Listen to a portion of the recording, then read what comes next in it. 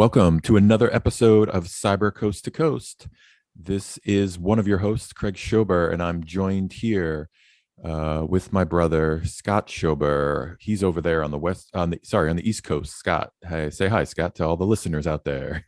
Hey everybody, great to join you from sunny New Jersey today on the East Coast. Looking forward to another episode, Craig. Yeah, me too.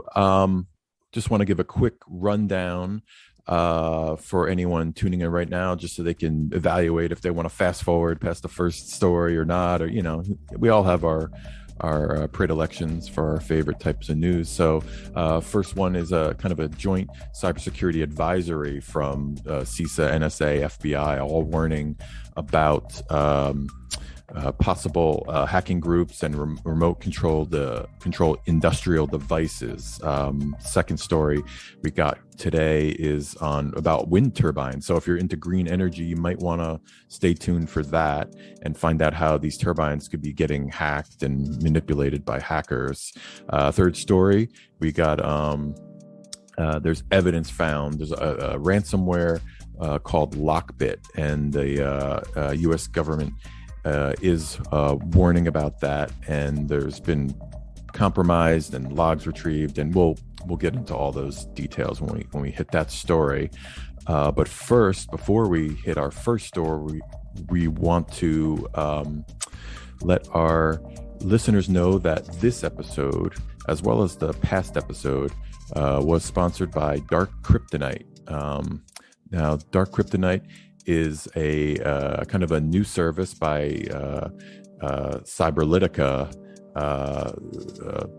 I guess Cyberattack is one of the groups behind it. I'm not sure if it's their thing officially or not, but anyway, you can learn more about this Dark Kryptonite, which stops ransomware, malware, phishing attacks in their tracks, and it can be found on darkkryptonite.com now. .com, yeah, and that's Kryptonite with a C. So go check it out and learn all about their new things. I don't know if this thing's available yet. I'm not sure what the price is. It's very hush-hush at this stage, but you can learn about more of it, and you can contact these guys and find out even more information than they're posted on the website. Yeah, and just to jump in there, Craig, because I had a nice conversation with the actual founders of Dark Kryptonite, and just to give them a shout out about Bob Schiff, Tyler Cohen Wood, and then also Ken Muir, and it was a nice conversation because I learned a little bit more about some of the stuff that they're doing, and it's pretty exciting. So I encourage people, certainly check out darkkryptonite.com, and again, kryptonite spelled with a C. And you could learn a little bit more how they're, combating cybercrime and fraud and information warfare. They referred to it, and I got to see some of the block diagrams and how the system actually works and some of the things that they're actually doing. They call it the world's first digital fortress, which is kind of cool because it's utilizing advanced blockchain algorithms and zero trust models. So this is not just another cybersecurity company that we always hear about, because there's lots of cybersecurity companies that deal with zero trust and have unique algorithms or advanced threat detection. They're doing something that's kind of unique and a niche. So I encourage people to reach out to them and have a chat with them, learn a little bit more, especially because we're going to talk a little bit about ransomware today. And they've actually got technologies available here and now that actually combats and stops ransomware attacks, which again, very novel and unique. So exciting tech, that's for sure. Yeah, well, I'm sure we'll be hearing more from them, and we'll be talking about them. Yeah. First story we got here comes from bleepingcomputer.com, and a couple things jumped out at me for this one. First, let me just read their headline just so we get everyone on the same page. On Bleeping Computer site itself, U.S. warns of government hackers targeting industrial control systems.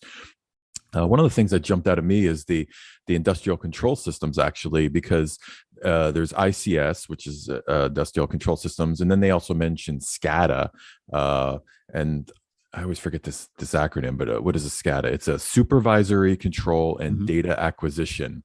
And the reason why it jumped out at me is because one of our products actually at Berkeley, it's not a security product, it's more of a test product, deals with this IoT devices and setting up wireless networks to you measure the throughput and all those things. And that's our Octopus. It's a 4G LTE signal meter. So it reminded me of that. And I don't know if I don't know if there's any connection that you see, any tie-in between security and just kind of straight up measurement. But I know, some of the same people are probably engaged in both of those arenas because of the nature of IoT and wireless or wired and whatever the case may be. And I think interesting, because if you look back at the history of the SCADA, it's really different means of getting data from sensors and things. To me, it reminds me of the early days of IoT in a sense. Mm-hmm. And there's been a lot of success in probably energy sector, oil sector, and large companies that are really buried in the Rockwells, the Siemens, Schneider Electric, Honeywell, General Electric. They're the backbone of a lot of these huge systems that are at the energy plants for SCADA, where they have data acquisition. So they're using that data to route energy, to maintain systems, and all kinds of great information. It's really the early days of what I call big data, and it really parallels the Internet of Things, but it's really the industrial Internet of Things, IIoT, which we don't talk about as much. But a lot of these SCADA systems are a little bit more legacy. They're old school. They're tied in with a lot of Windows-based systems that, again, are legacy, so they don't get the software patches and updates. So to some degree, there's security by obscurity because it's using older stuff. But the bad part is they can be exploited by hackers. So if a hacker is targeting a particular energy system, they want to take down part of the grid or water systems or anything like that, guess what? They're going to be targeting some of these industrial control systems. And I think that ties in nicely with what this story talks about here, because it is a vulnerability out there. And I think not enough has been done to upgrade a lot of these SCADA systems. They have done some things and it's gotten safer. Oftentimes they're connected to the internet, but they can also be isolated or siloed, so they're not going through the internet to keep some of the data secure. So it's some interesting nuances on how they actually collect the data and get it out there so they can make informed decisions there. But in this particular case, I think when you see that there's an advisory issued, it kind of gets your antennas up there, and it looks like that it's fairly serious. Yeah, and they go so far as to even compare it to energy stations in Ukraine getting shut down, and even going back to the Iranian nuclear program. Yeah. All those stories. I mean, that story is probably over 10 years old, right? The Stuxnet thing and Oh that yeah, the kind of stuff. Stuxnet.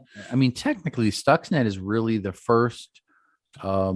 I call it the first cyber attack that really took place. It kind of, to me, it kind of set a line in the sand. This is like almost the start of cyber war. It was, I guess, you got the U.S. and you've got the Israeli forces working together to target the nuclear enrichment that was undergoing with Iran, not for generating power, but more likely nuclear weapons.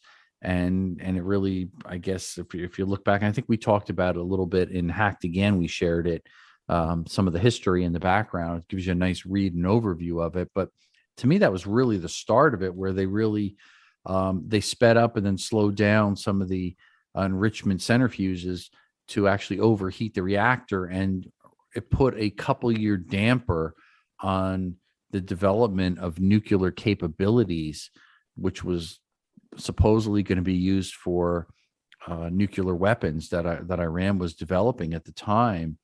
And it was a pretty powerful statement if you think about what the United States and Israeli forces did. So that was all, again, paralleling a lot of this stuff here that later comes out about ISC and SCADA systems and industrial sector, how they can be vulnerable to different types of hacks and how they can be exploited and the devastation that it can cause. Yeah, and just to kind of underline the the headline, this wasn't advisory technically. It was, it Yes, was true. the Department of Energy is involved, the FBI, NSA, CISA. So it hasn't been deployed, and I thought it was kind of interesting how they found this. They've been tracking it, and one of the I guess one of the people behind the tracking of it, this CEO, Robert M. Lee from Dragos, I guess some cybersecurity group out there, he Yes. tweeted, "This is the first. This is the first time I'm aware of that an industrial cyber capability has been found prior to its deployment for intended effects.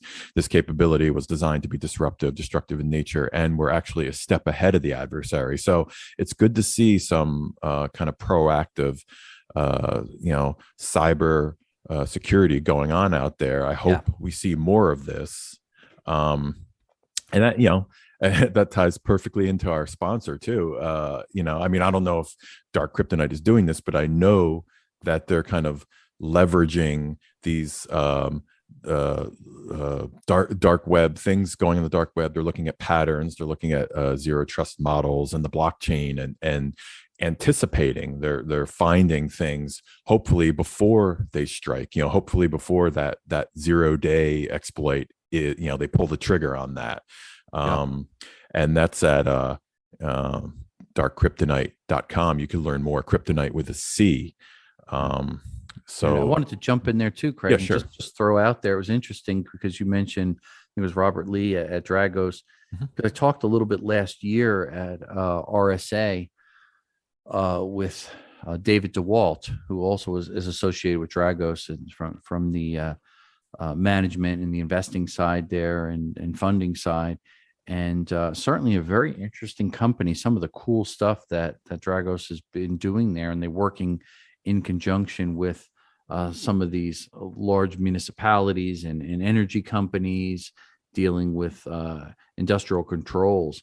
And it's pretty amazing that they could get in there and see so many things as far as when other hackers are getting in and trying to exploit these vulnerabilities, and that there are great companies out there that are actually doing a lot of stuff to monitor these systems 24/7, and then they could flag it and they can actually prevent some of these things, because even though there are so many vulnerabilities, they're stopping the power from being shut off, the sewers and the water and the electric and all these things that we really take for granted day in, day out.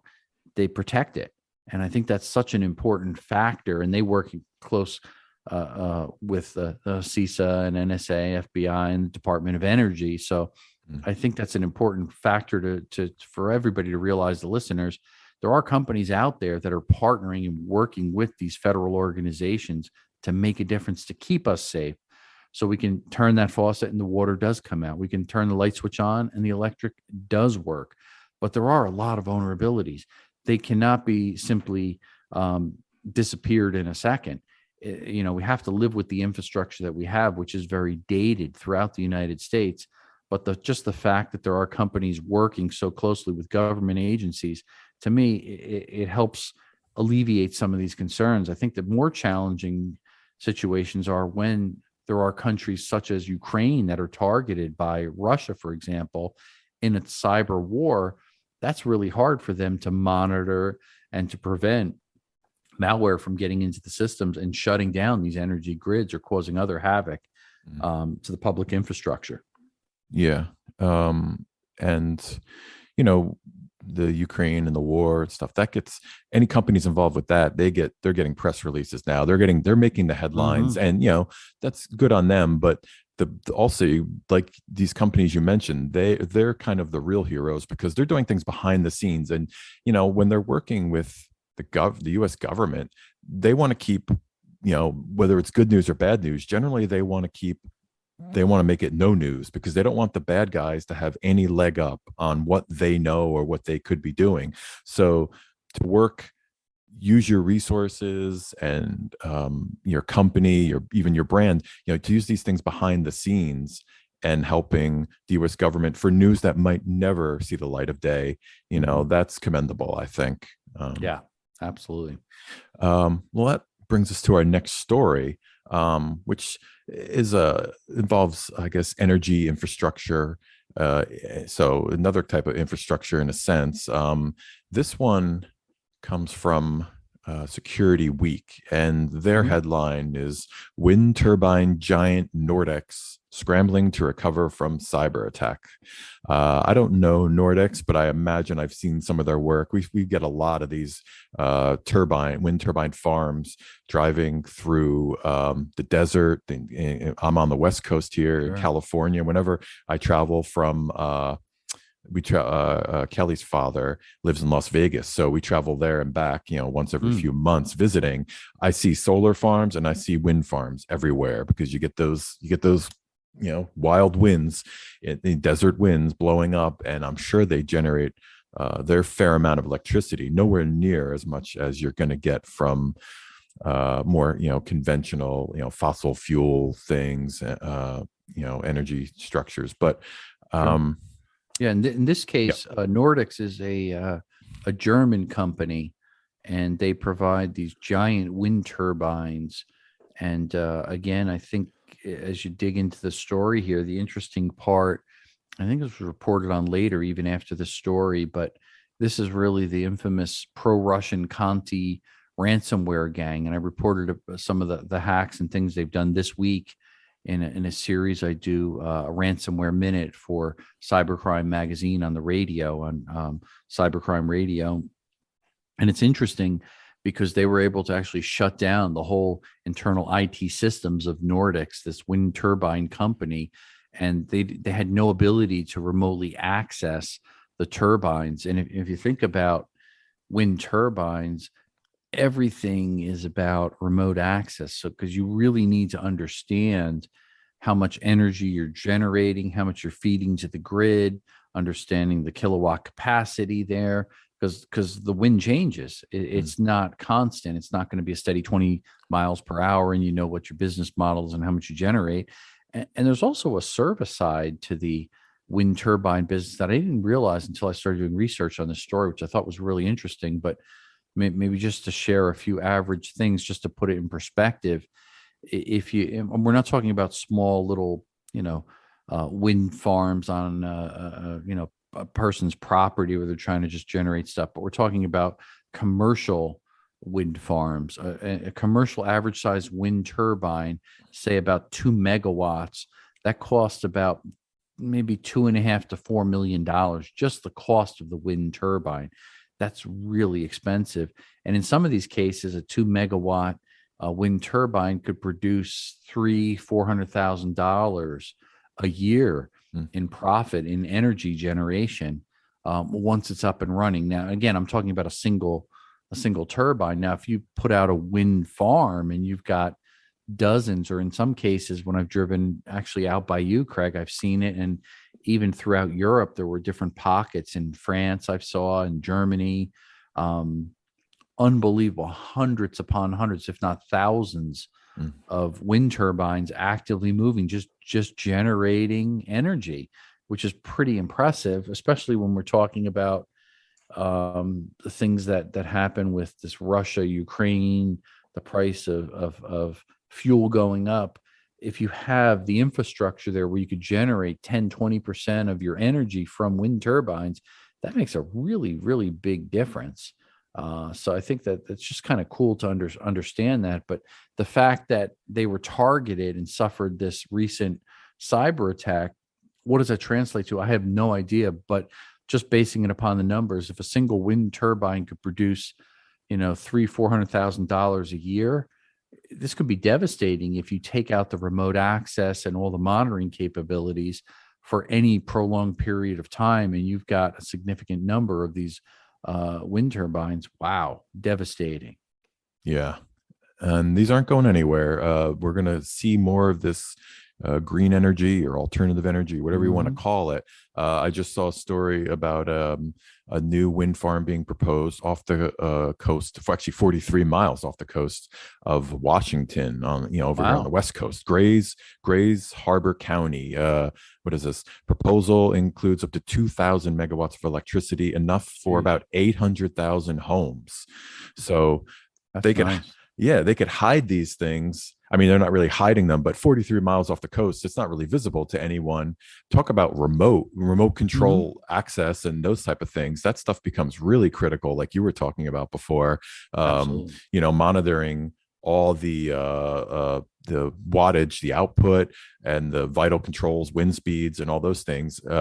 I guess hackers might have to go out there in a boat if they wanted to cause any trouble, if they wanted access to device or something, or maybe they have a really strong transmitter and they could somehow interrupt it, or plant some malware on whatever. I don't want to give them any more ideas, but Yeah, don't give me any ideas. yeah, you Yeah, get but the there is a idea. lot of things to do, and I think the future, just to build on what you were saying, is the fact that wind turbines.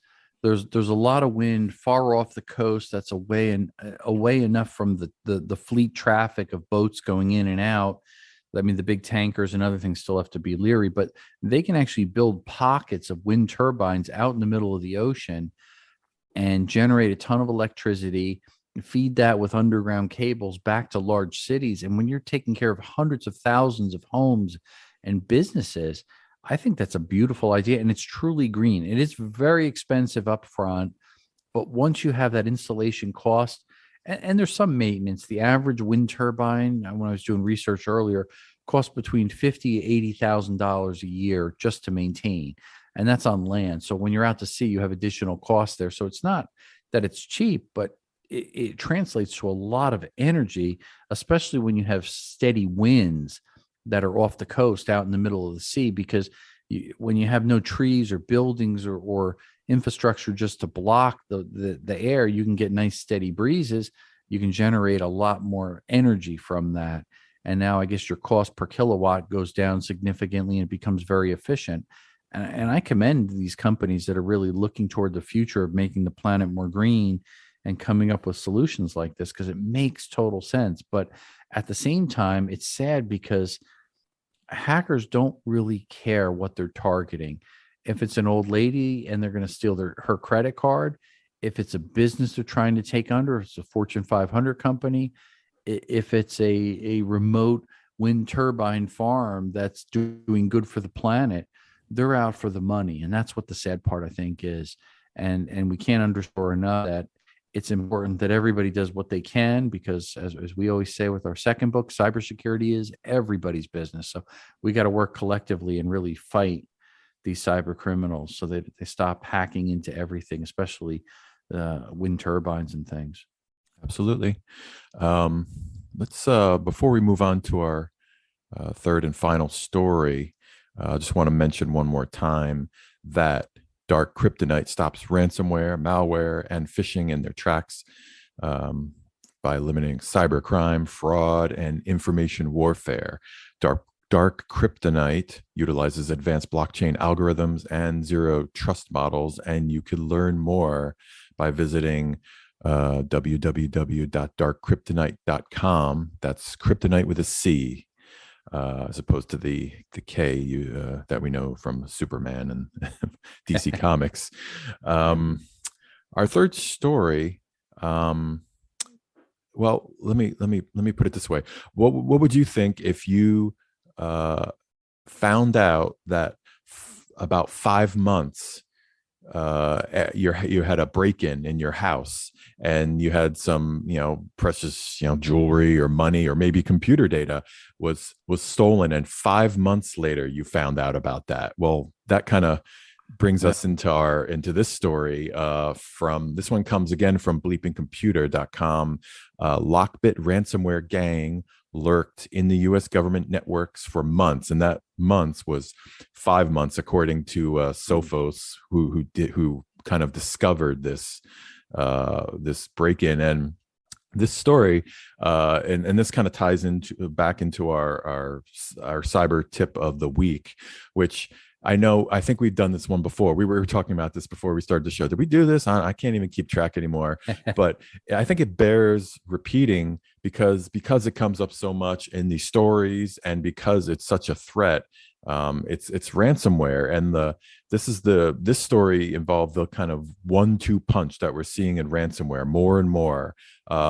These groups, they get in there and they lurk about, and they steal they scrape for the most precious data. They see what can they sell, what can they trade, and this stuff goes over the dark web. So these companies, they're having their data stolen. They don't know about it.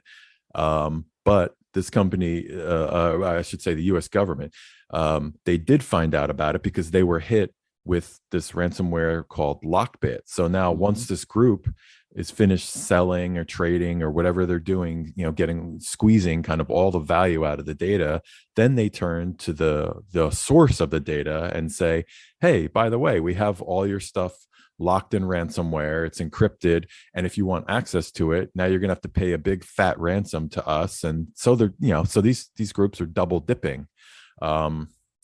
I don't know. What do you think about that? Are you seeing more and more of this, or is this kind of a rare occurrence in your opinion, Scott? Well, what's interesting is, and I've done a lot of stories and research on Lockbit ransomware specifically. It really emerged back in, I think, about 2019.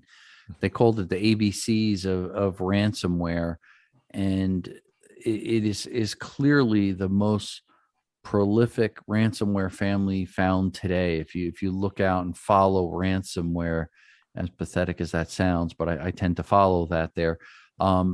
And the reason it is so successful is because it's often used as ransomware as a service. So if you think about that business model, how Lockbit is used, the cyber criminals have learned that they can't, just from a standpoint of sheer numbers, attack all these companies and try to get a ransom and collect Bitcoin and so on and so forth and stay off the grid. So what they do is they provide it as a service. They provide toolkits and know-how to empower startup cyber criminals to now take specific scripts and specific versions of Lockbit ransomware and go target select areas. And so it's that much of a pyramid model. If you actually follow all the verticals and the players in it, and you see it's become a very profitable business, and basically they'll share a percentage of the take. So these different cyber criminals will split it up and provide ransomware as a service and handhold a cyber criminal through the process, take part of the proceeds, and they find that they're very, very successful. And Lockbit has probably been the model in this industry that is the most effective, and they probably have done the best because they've tied in not just the traditional ransomware model where they place malware, malicious software on a targeted computer when somebody clicks on an attachment, an email phishing scam, but rather they have given the 1-2 punch, as I call it, because what they do is a double extortion method.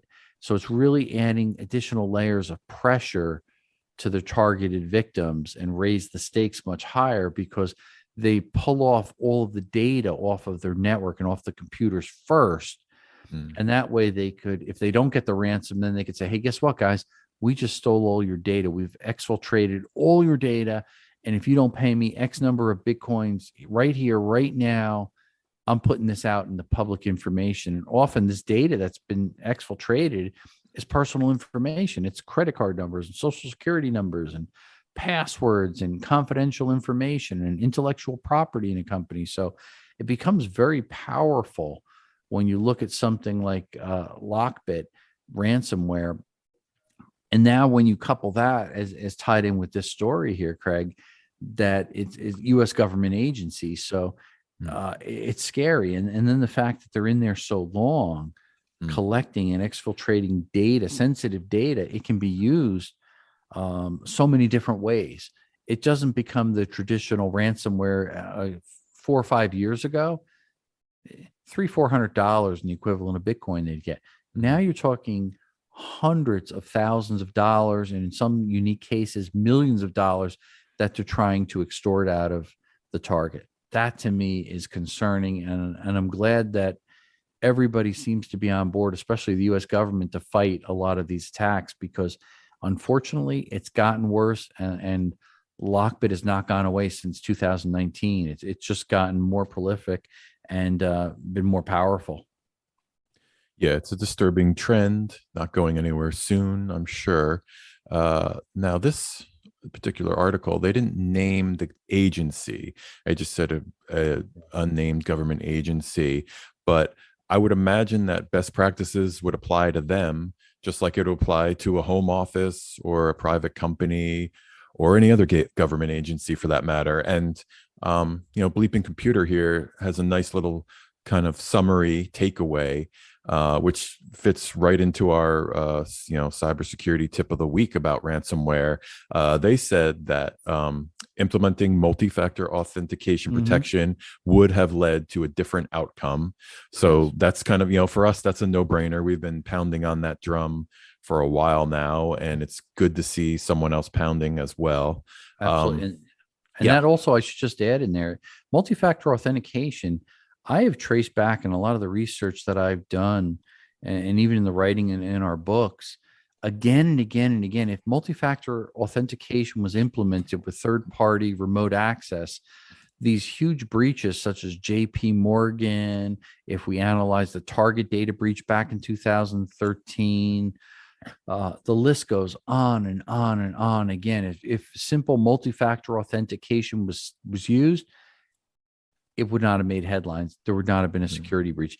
Yet again and again, here we are some 9 years later, after screaming and yelling how important multi-factor authentication, people still are not using it, especially in this pandemic world that we're still in, where a lot of people are working remotely and they have the ability to use multi-factor authentication, but because of convenience over security, they're not using it. And I don't know the exact stat, but I seem to recall something in the low to mid 90% of all of these breaches would not have happened if multi-factor authentication was applied. I might be wrong about that number, but I wouldn't doubt it if it was that, because it's such a simple way to shore up your defenses. Yeah. It's not offered by everyone. That's unfortunate, but when it is offered, you should definitely use it. I'm seeing also here on this, their kind of takeaway, they mentioned the firewall that wasn't properly configured. So maybe that's more of a human error thing. That's not it's not not at this point in the game, I think not enabling multi-factor authentication is negligence, and it should be seen as that. So if you have cyber insurance, for instance, and you didn't do that, I don't think you should get a payout, and I think that's fair, because you're kind of breaking the terms. You're not applying best practices. You're not doing your due diligence to protect yourself. It's you're leaving your door open and then wanting the insurance company to cover your losses that occurred from a robbery. So that's something to think about for anyone who's debating the convenience versus inconvenience issue of enabling MFA or 2FA. Yeah, that's a good point. I'm going to throw in there another one, because this actually represents, in a recent stat put out by McAfee, 41% of ransomware affections are, again, tied to the most obvious thing, email phishing. And what does that tell you? That, I mean, to me, that's kind of good news, because you can actually teach and train people how to spot and avoid a scammer or a phishing email. So that's very powerful, or a text or a voicemail or whatever. There's different things, but it's predominantly email there. And the fact that it's 41% of all ransomware infections start with a phishing email in 2022, that's very powerful. So I can never overemphasize enough how important it is just to educate your entire staff, janitor to CEO, everybody in between there, understand what a phishing email is, understand the connection to a ransomware, the importance of not being too quick to click on there and not pay a certain amount of money because it's very, very convincing, I guess you could say. I've Mhm. seen them. I've seen them inside of our own company where engineers have pulled me aside and said, "What is this, Scott?" And I'm like, "Stop! That's a targeted ransomware attack. It really targets everybody because again, how does it start? Spam emails, millions and millions upon millions of emails every day are sent out via spam to all our email boxes, and it gets through our servers, it gets through our firewall, it gets through our spam filters, our antivirus malware software, and it actually gets to our email, and we happen to click on it. Guess what? Downloads that malicious software. So I think that the key is again and again and again, educate and just use caution. Don't click on that phishing email unless you're certain you know the origin and the source. Absolutely. Huge source of ransomware. And I guess just to round out and finish up our tip of the week, I would say back up. You gotta back up your data, because that arguably that could be the biggest source of ransomware, because most of these criminals are not going to demand ransomware if they wouldn't bother if they knew you had a recent backup so that you could just completely wipe your device, your machine, any of the infected networks or devices. You just wipe those and then put your backed up data, provided it doesn't have the ransomware on it itself, of course. So you got to run a malware virus scan and all those type of things, which you should be doing anyway. Mm-hmm. But you got to have backups locally. You got to have backups in the cloud. You got to have multiple backups, and as soon as you restore from a safe, secure backup that's recent, you're good to go again. You can resume work, and you could tell the ransomware demands to go screw, Go take because a hike. Yeah, yeah. exactly. Yeah, I'm going to add to that because you make a really good point. When we think about backup, and often when I present on ransomware, um, backing up our data does not prevent us from falling victim to a ransomware attack. It really just allows you a point to recover, and it allows you to just mitigate risk. So if you do get ransomware, I always get, and I've gotten many calls from small business owners.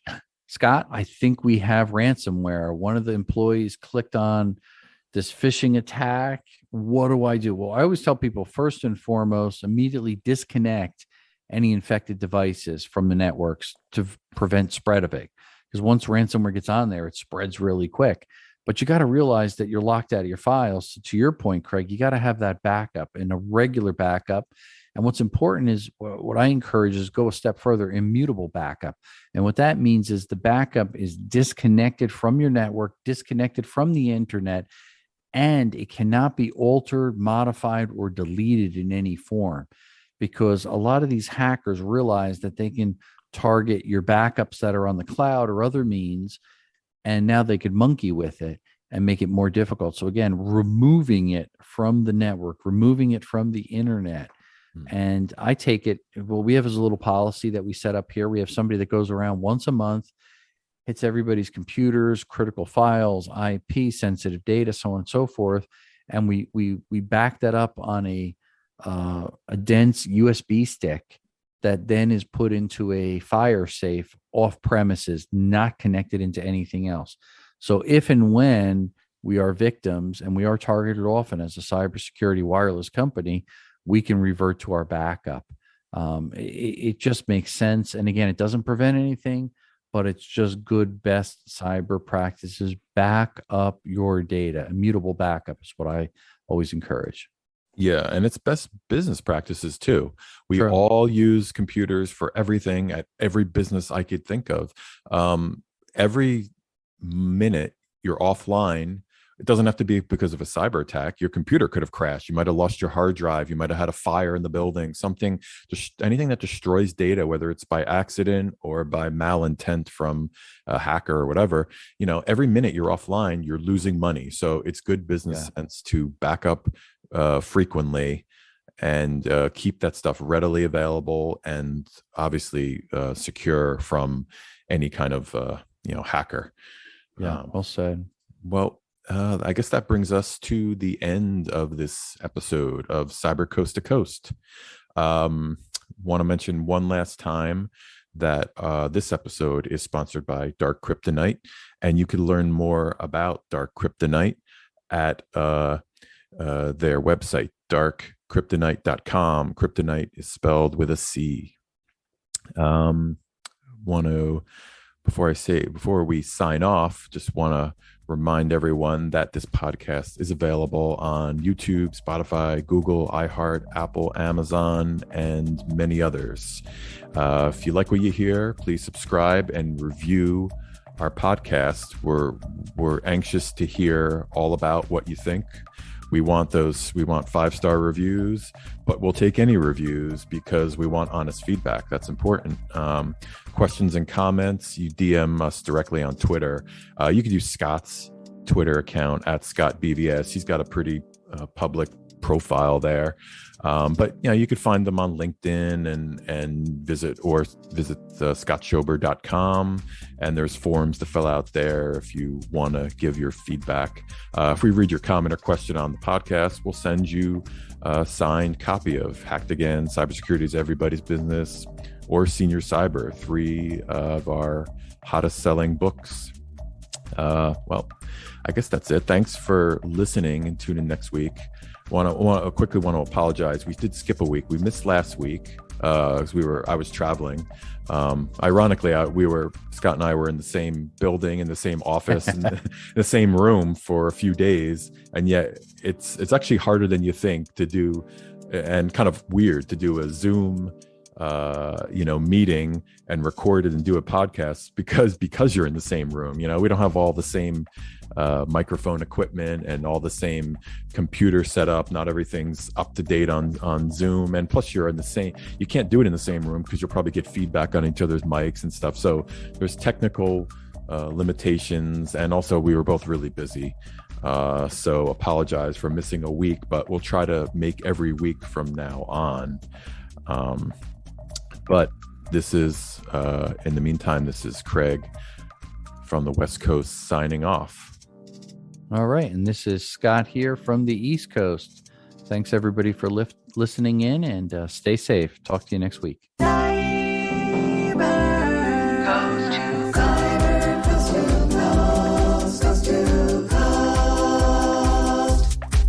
With your host, Scott and Craig Schober.